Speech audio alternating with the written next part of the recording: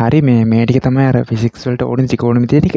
මෙන්න මේ ටික පාඩම් කරගන්න ඕනේ ඒවා. ඒ කියන්නේ sin වර්ග θ දැන් cos වර්ග θ කියන්නේ ඕන කෝණයක්. මෙතන θ කියලා කියන්නේ ඕනම කෝණයක්.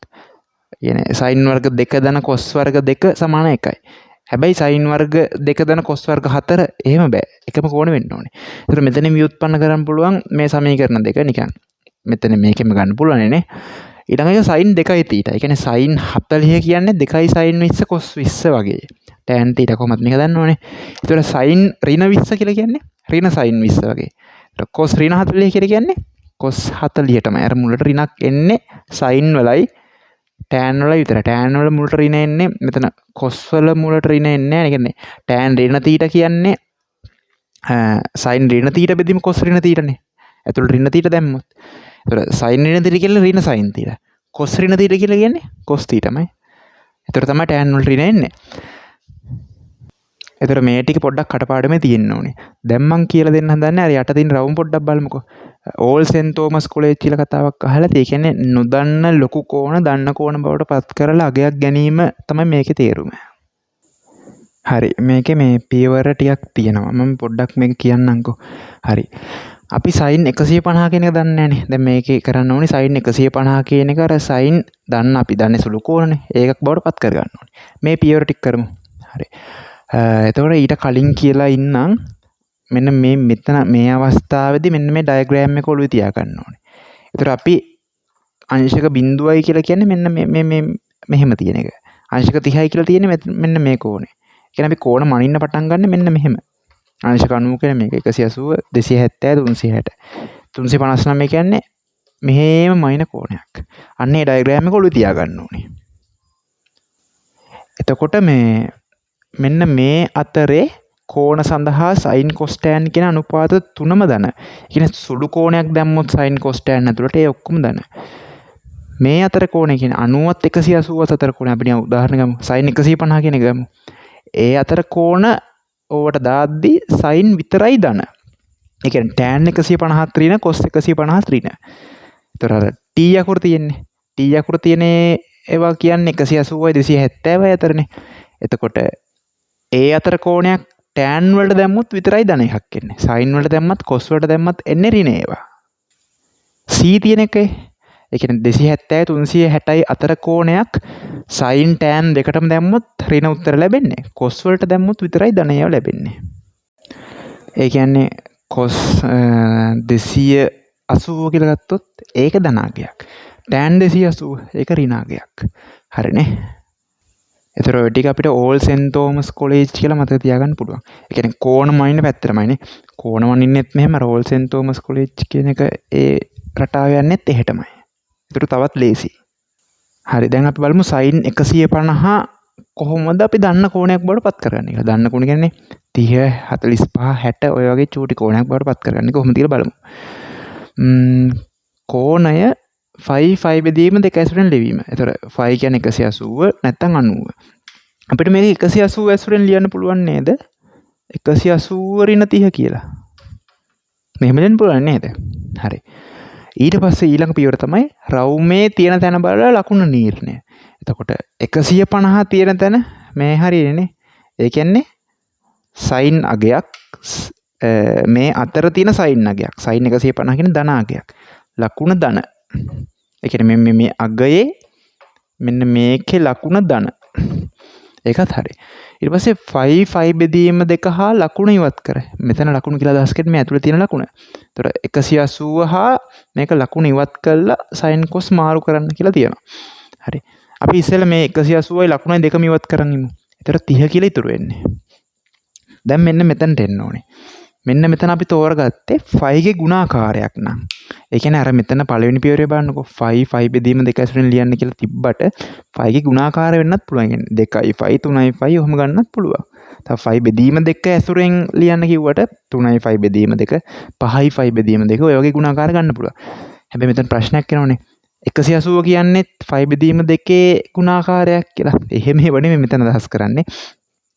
ඒ කියන්නේ අර phi බෙදීම 2 ගුණාකාරයක්නේ phi කියලා කියන්නේ. එහෙම ඒවා නෙමෙයි. ඉතින් අර 3යි phi බෙදීම 2 අර පූර්ණ සංඛ්‍යාවක් නොවන ඒවා වගේ. හරිනේ. ඒ කියන්නේ අපි මෙතනට phi තෝරගත්තොත් මේ sin කෙනා cos වලට මාරු වෙනවා. මාරු වෙන්නේ නැහැ. මාරු වෙන්නේ නැහැ. 5 තෝරගත්තොත් 5 හෝ 5 ගේ ගුණාකාරයක් තෝරගත්තොත් මාරු වෙන්නේ නැහැ. 5 බෙදීම 2 හෝ යාගේ ගුණාකාරයක් තෝරගත්තොත් මාරු වෙනවා. දැන් මෙතන අපි තෝරගෙන ඉන්නේ 180 නේ 5 නේ. එහෙනම් මෙන්න මෙයා මාරු වෙන්නේ නැහැ. sin කියලා මෙනවා. එතකොට දැන් sin 30 කියන කෙනා කොහොමද දන්නනේ? නිකන් ලකුණු පරීක්ෂා කරොත් සුළු කෝණයක් sin cos tan ඇතුළේ තිබ්බොත් ඒ ඕන කෙනෙක් දන්නනේ. හරි. දැන් මේ පියවරින් වලින් කරන්නේ මෙන්න මෙයා පොඩි කරගන්න එකනේ. ඒ කියන්නේ මෙන්න මෙතනින් ලැබෙන අගේ මෙන්න මෙයාට සමාන කරන එක තමයි මෙතනින් කරන්නේ. දැන් මේ අපි පියවර 3ම හරි. මෙයාට සමානයි. හැබැයි අර එක අවුලයි වෙන්නේ ධන ඍණ මාරු වෙන එක විතරයි වෙන්නේ. මෙයාට සමානයි. අර මේ විදිහට ලැබෙන කෙනා සමානයි. ධන ඍණ මාරු වෙන එක විතරයි වෙන්නේ. ඒ කියන්නේ මෙහෙමයි. sin 150 කියන සම්පූර්ණ අගේ ඍණ අගයක් වුණොත් හිතන්නකෝ මෙයා ඍණ අගයක් වුණා කියලා. එතකොට මෙතනින් ලැබෙන කෙනා කොහොමද ධනනේ? ඍණ අගයක් ධන අගයකට සමාන වෙන්න බෑනේ. ඒ කියන්නේ මෙයාවත් බලෙන් ඍණ කරන්න ඕනි. ඒතර තමයි සමාන වෙන්නේ. අන්න එහෙම දෙයක්. හැබැයි මෙතන එහෙම නෑනේ. අපි ලකුණු නිර්ණය කරා රවුම තියෙන තැන බලලා ධන ඒ කියන්නේ මෙයාගේ ලකුණු වෙනස් කරන්න ඕනේ නෑනේ. එහෙනම් 2ට 90 ලකුණ මුකුත් වෙනස් කරන්න ඕනේ නෑ. sin 150 කියලා කියන්නේ sin 30. sin 30 කියන්නේ භාගය. හරි මම තව උදාහරණයක් ලිව්වා tan 289 කියන එක. 270 කියන්නේ මෙතනටනේ මෙන්න මේ කෝණෙනේ. 289 කියන්නේ මෙන්න මේ හරිය තියෙන එකක්. ඒ හරිය තියෙන ඒවායින් ධන වෙන්නේ cos විතරයි. tan කියන මේක ඍණ වෙන්න ඕනේ. අපි දෙවෙනි පියවරට ඉස්සෙල්ලා යන්නත් පුළුවන්. ඒ කියන්නේ මේ දෙක පොඩ්ඩක් මාරුවට යන්නත් පුළුවන්. අපි ඉස්සෙල්ලා ලකුණු නිර්ණය කරන් ඉමුකෝ. අපිට ඒක ලේසිම දෙන්නේ. ලකුණ ඍණ එක හරි. අපි කෝණය 5 බෙදීම 2 ඇසුරෙන් ලියන්න බලන්න. මේක ලේසිම ක්‍රමය 270 ධන 19 කියලා ලියන එක නේද? නැත්තම් ඕන්න ලියන්න පුළුවන් 360 ඍණ 61 කියලානේ. 360 ඍණ 71 කියලා ගන්න පුළුවන්. ඒක කැමති දෙයක්. හරි. අපි මේ දේ ලියාගත්තා 5 හෝ 5 බෙදීම 2 අනුව ලියාගත්තා. හරිනේ. මේක 5 බෙදීම 2 ගුණාකාරයක්. එතකොට මේක ඉවත් කළා sin cos මාරු කරන්න කියලා තියෙනවා. එතකොට ඉවත් කරන්න එන්නේ 270යි ධන ලකුණයි. ඒ කියන්නේ 19. 5 බෙදීම 2 ගුණාකාරයක්නේ. එතකොට sin cos මාරු වෙනවා. අන්න දැන් පොඩි ප්‍රශ්නයක් එනවනේ. tan වලට මොකටද මාරු වෙන්නේ කියලා මේ A level syllabus එකේ A level physics syllabus එකේ නෑ. අපිට tan තියෙනවා නම් tan වලින් කෙලින්ම යන්න බෑ. sin cos වලට හරවගෙන ඉන්න වෙනවා. sin බෙදීම cos නේ. sin 289 බෙදීම cos 289 කරගෙන ඉන්න වෙනවා.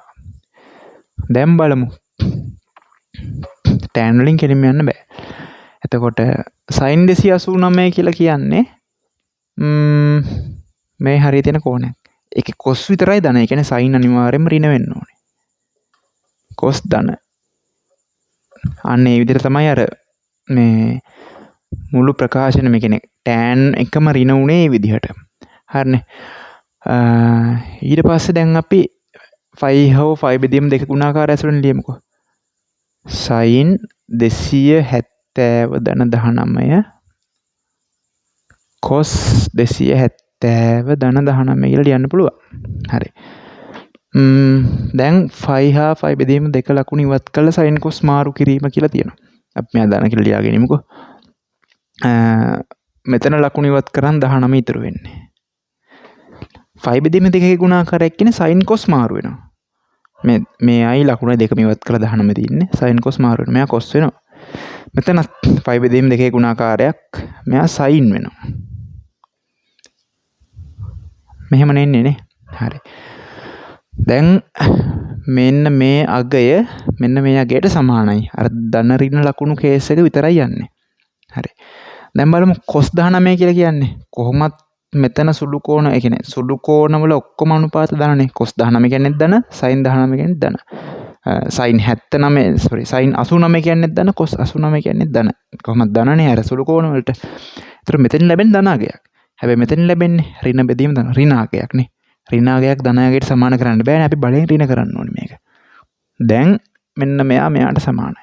ඒ කියන්නේ tan 289 සමාන වෙනවා මෙයා යටට ගෙනියන්න පුළුවන්නේ. 1යට tan 19ට හැබැයි ඍණ. ඒක තේරුණානේ අර මේ භාග සුළු කිරීම ටිකත් මම මේකෙන් පස්සේ කරලා දාන්න. මේකේ වෙන දේ තේරුණා නේද? ඒ කියන්නේ එච්චරයි. එතකොට දැන් ප්‍රශ්නයක් එනවා tan 19 කොහොමද හොයන්නේ කියලා. ඒව ඉතින් ලඝු පොතෙන් හොයන්න ඕනේ. දැන් tan 289 ලඝු පොතේ කොහොමත් නැහැනේ.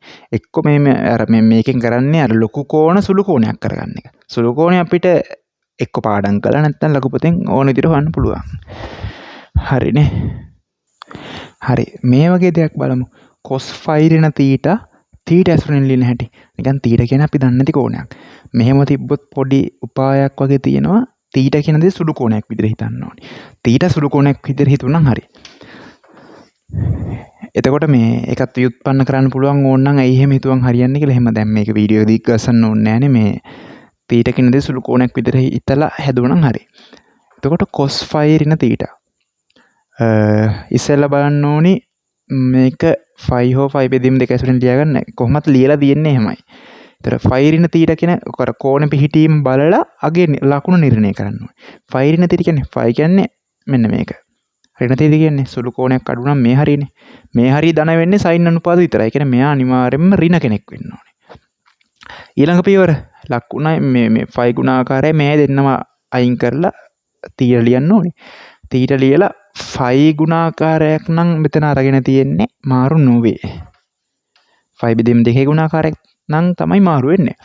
හරි. මේ ලැබෙන්නේ cos θ. cos θ කියන සුළු කෝණයක් කියලා අපි හිතුවේ. ඒ කියන්නේ අනිවාර්යෙන් මෙන්න මෙයා ධනාගයක් වෙන්න ඕනේ. මෙන්න මෙයාට සමාන වීම තමයි අපේ අරමුණ. සමාන වෙනවා. හැබැයි එක අවුලයි තියෙන අර ලකුණ කේස් එක. මෙයා ඍණාගයක්, මෙයා ධනාගයක්. ඍණාගයක් ධනාගයකට සමාන වෙන්න බෑ. එහෙනම් අපි මෙතන බලෙන් ලකුණක් දානවා. ඒ කියන්නේ අර මේ දෙන්නක විශාලත්ව සමානයි. හැබැයි මෙයා ඍණාගයක් හින්දා අපි මෙයාට ඍණාගයක් දැම්මනම් හරි. ඒ කියන්නේ cos phi ඍණ θ කියන එක සමාන වෙනවා ඍණ cos θට. තේරුණානේ? හරි. දැන් අපි භාග සුළු කිරීමුත් පොඩ්ඩක් බලමු. මේක නිකන් මතක තියාගන්න. මේ වගේ ලොකු භාගයක් උඩ චූටි භාගයක් තිබ්බොත් ඒ කියන්නේ යට සංඛ්‍යාවක් උඩ භාග සංඛ්‍යාවක් තිබ්බොත් අපිට මේ දෙක නිකන් ගුණ කරන්න පුළුවන්. මේ විදිහට ලියන්න පුළුවන්. ඒක හරිනේ. ඒ කියන්නේ මේකේ තේරුම a බෙදීම b බෙදීම c කියන එකනේ. ඒ කියන්නේ මේකනේ. ඒ කියන්නේ මේක. තේරුණානේ? ඒක නිකන් එක සැරේම වගේ පුළුවන් වෙනවා නම් හොඳයි. මේකේ යට එක්කෙනයි උඩ එක්කෙනයි ගුණ වෙනවා. මේකේ තේරුමත් a බෙදීම b බෙදීම c. ඒ කියන්නේ a වැඩි කිරීම c බෙදීම b. එහෙම ගන්න පුළුවන් නේ. මෙතනත් එහෙම තමයි. උඩ දෙන්න වෙනමයි යට දෙන්න වෙනමයි ගුණ වෙනවා. a d බෙදීම b c විදිහට. ඒක නිකන් අර එක සැරෙන්ම ලියන්න පුළුවන් නම් හොඳයි.